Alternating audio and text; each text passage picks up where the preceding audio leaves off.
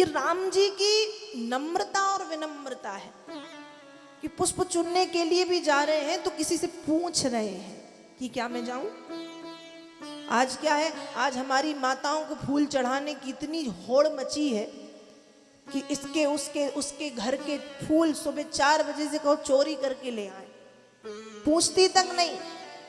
और फिर जब वो फूल के बगीचे का मालिक है जिसके घर के फूल हैं वो सुबह उठे 7 बजे तो वो फिर भजन शुरू करता है, भजन मतलब गरियाना शुरू करता है, गाली।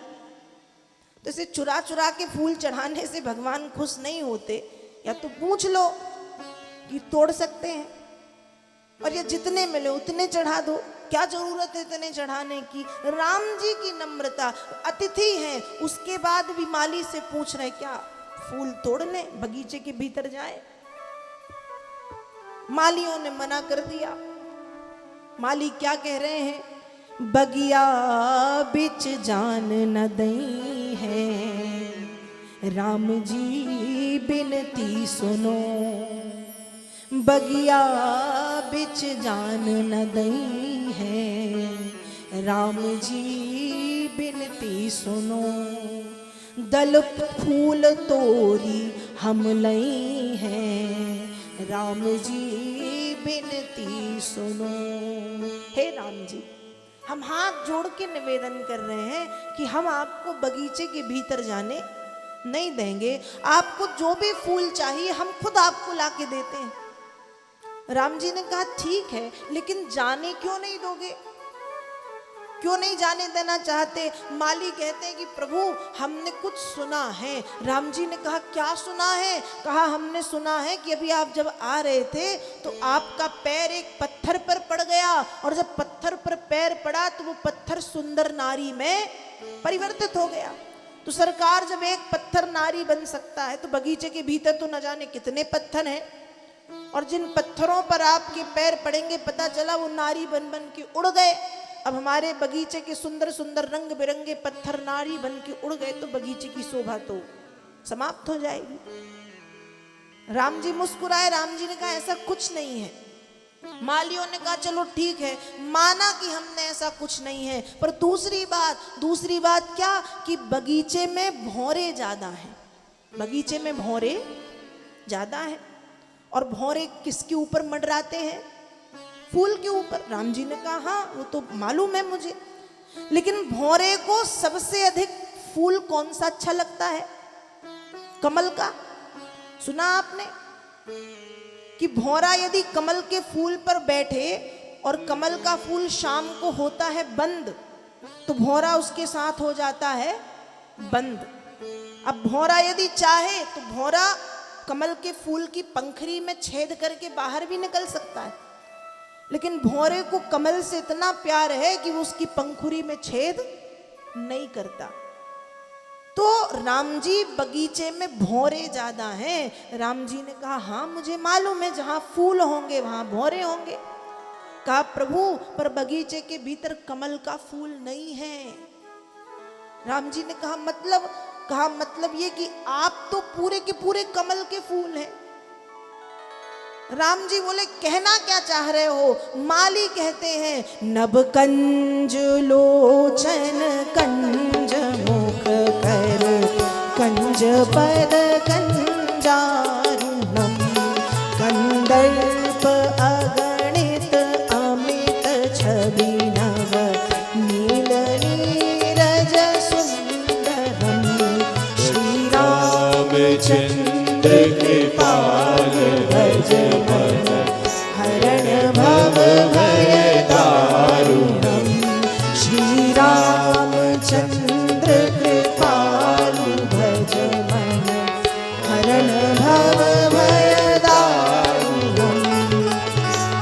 तो मालियों ने कहा कि प्रभु आपके तो शरीर में इतने सारे कमल हैं, एक कमल भौरे को देखे तो भौरे कमल पे टूट पड़ते हैं। आपकी आंखें कमल के जैसी, आपकी नासिका कमल के जैसी, आपके गाल कमल के जैसे, आपके अधर कमल के जैसे, आपके हाथ कमल के जैसे, आपके पैर कमल के जैसे, आपके तो अंग प्रत्यंग कमल के फूल के जैसे हैं। और इतने सारे कमल के फूल एक साथ जब भौरे देखेंगे ना भगवान, तो आपको परेशान करेंगे। इसलिए भगवान आप ना जाएं। बगिया बिच जान न दई है, राम जी बिनती सुनो, दल फूल तोरी हम लई है, राम जी बिनती सुनो। सरकार मानिए प्रभु। राम जी मुस्कुराए और फिर जब राम जी ने कहा कि ऐसा कुछ नहीं है, मुझे जाने दो, तब मालियों ने राम जी को बगीचे के भीतर जाने दिया।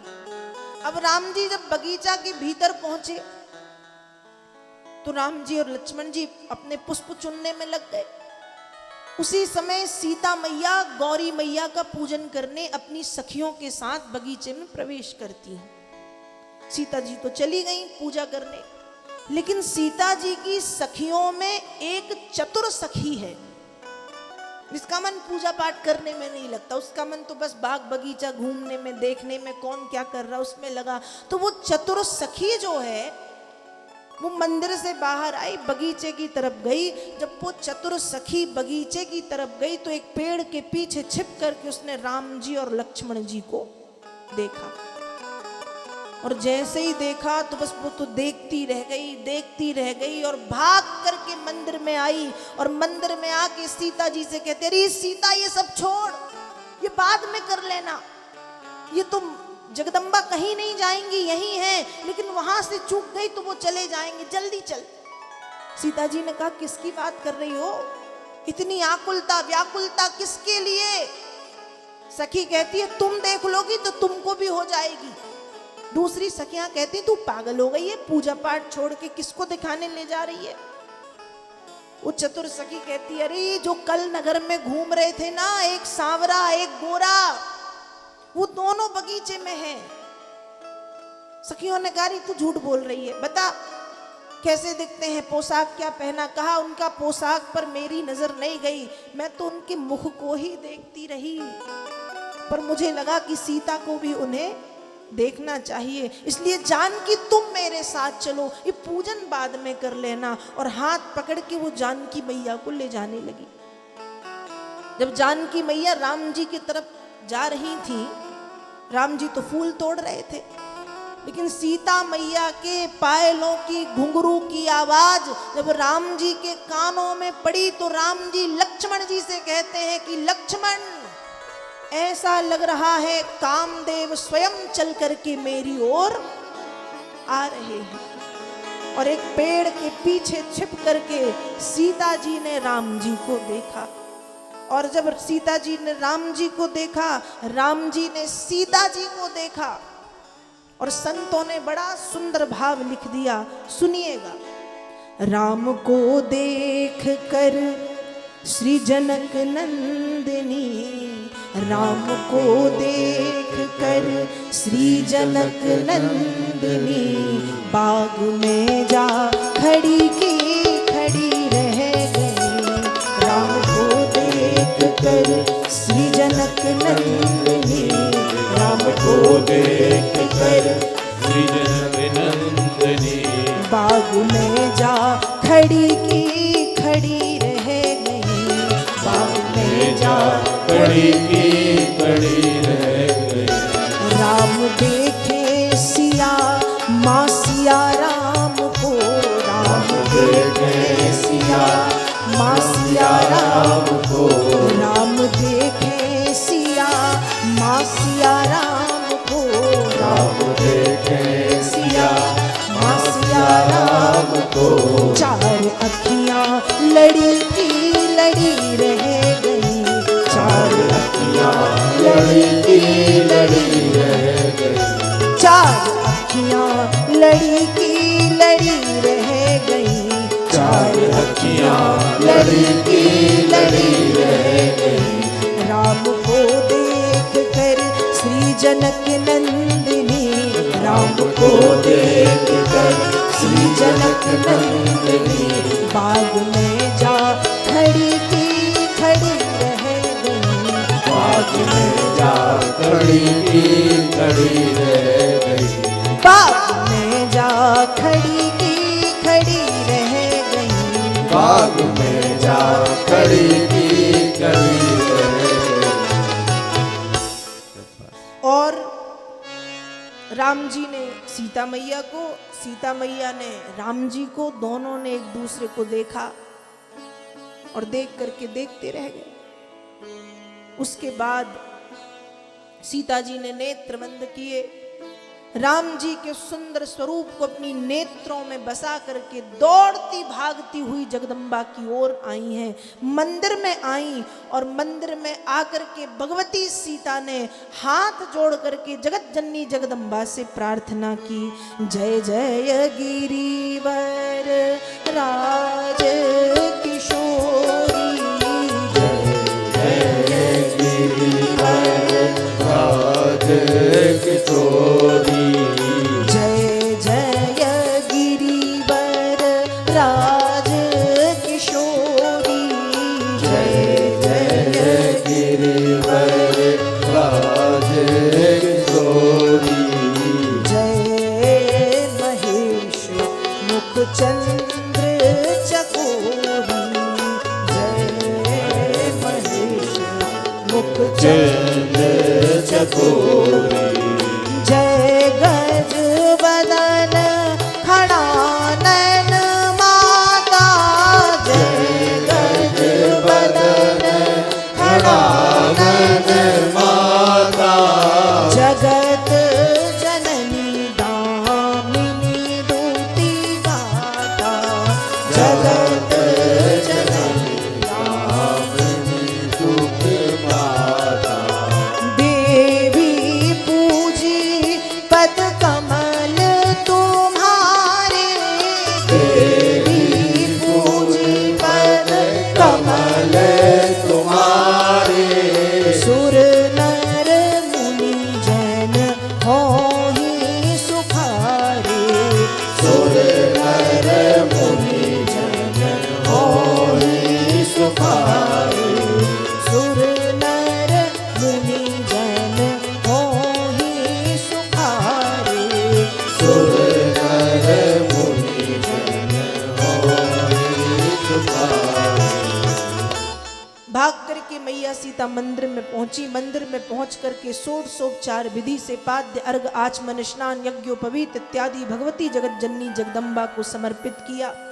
16 श्रृंगार समर्पित करके हाथ जोड़ के प्रार्थना की कि माँ आप तो सर्वज्ञ हैं, सब जानती हैं, मेरे हृदय के भावों को भी आप जानती हैं। मोर मनोरथ जानहु नीके, बसहु सदा उरपुर सबही के। आप सभी के हृदय में विराजमान हैं, तो मेरे हृदय के भाव तो आप समझ ही गई होंगी। हे भगवती कृपा करें। जब बड़े सुंदर रूप से भगवती सीता ने निवेदन किया, प्रार्थना की, तो विनय प्रेम बस भई भवानी, खसी माल मूरत मुस्कान। सीता मैया ने माला पहनाई और जब माला पहनाई तो वो माला थोड़ी सी खिसकी नीचे आई, और जब माला नीचे आई तो सीता जी भागी माला की कहीं गिर ना जाए। उस समय जगदम्बा के चेहरे पर हंसी आ गई और मानो माला के माध्यम से जगदम्बा सीता मैया से कह रही हैं कि चिंता मत करो सीता, मन जाहि राज्यों में नहीं सोवर, सहज सुंदर सांवरो, करुणा निधान सुजान शील, स्नेह जानत रावरो, एहि भांति गौरी असीस सुने सिया, सहित हिय हर सियहि, तुलसी भवानी पूज भूमि भूमि, मुदित मन मंदिर चली, तुलसी भवानी पूज भूमि भूमि, मुदित मन मंदिर चली, तुलसी भवानी पूज भूमि भूमि, उदित मन मंदिर चली। जगदम्बा मैया ने सीता मैया को आशीर्वाद दिया कि सीता तुम चिंता ना करो, तुम्हारे मन में जो बस गया है, मन जाहि राच्यो मिलहि सोवर, तुमको वही मिलना है। सहज सुंदर सांवरो, कैसा है? सहज है, सुंदर है, सांवरा है, करुणा निधान सुजानशील, स्नेह जानत रावुर, वही मिलेगा, चिंता मत करो।